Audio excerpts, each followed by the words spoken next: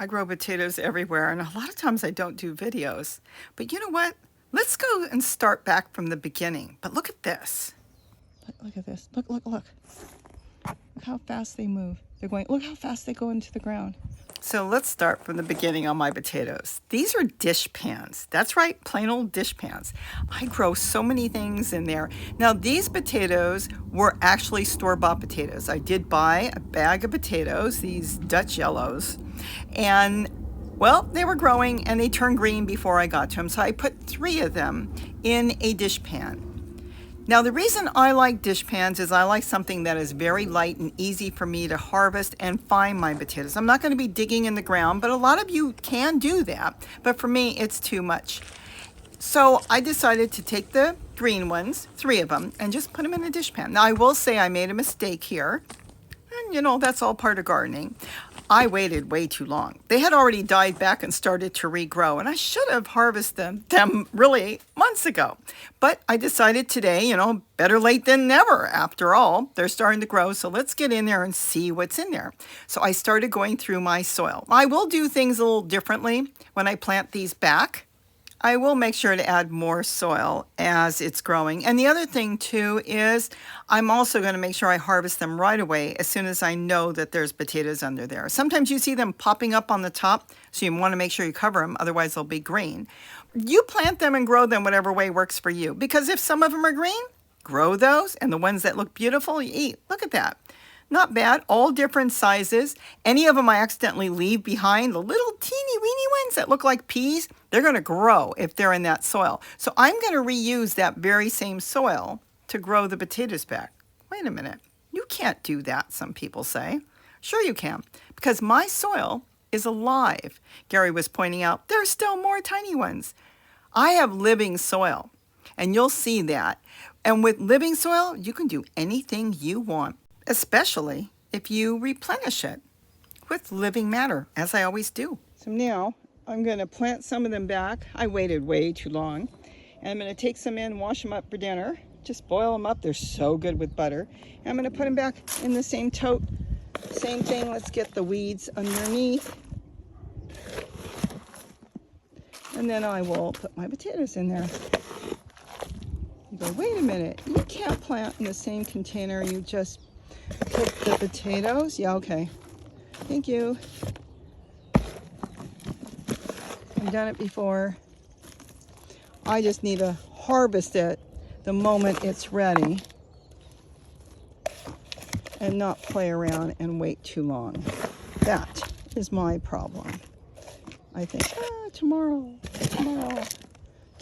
3 months later, tomorrow.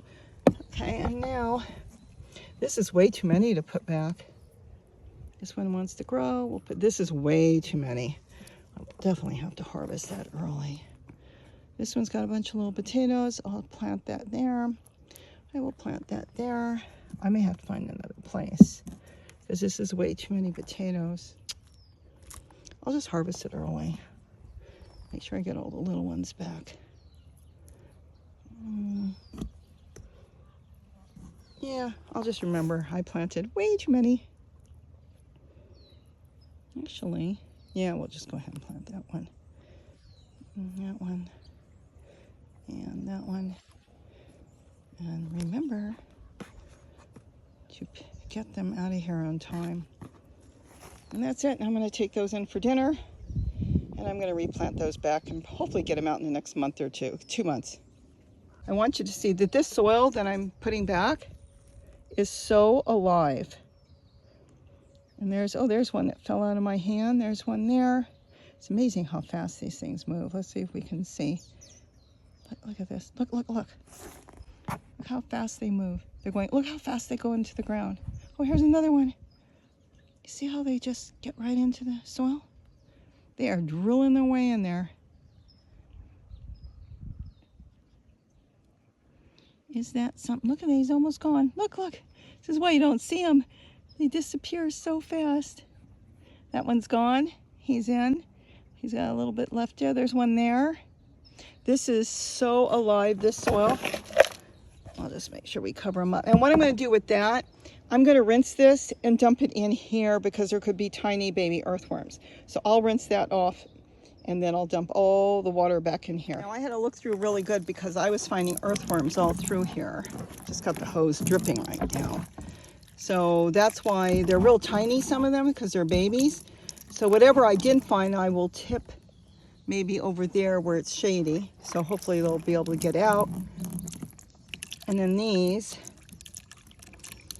I'll rinse them off and then use the water to water back the potatoes. But I really went through this. So I think I got all the earthworms, but just in case. Because some of them just might be too small to really see.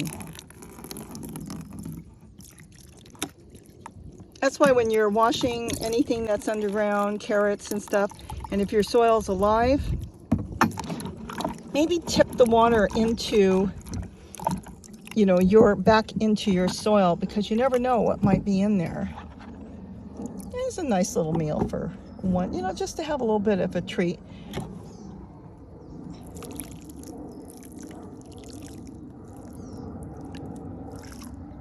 This way, in case there is any earthworms.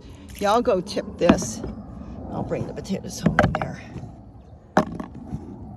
All right, so it's one meal, but I think buckets are actually better, to be honest, because the buckets have more room. But I only put a couple in there, and like I said, I should have harvested it a while ago and then replanted them back.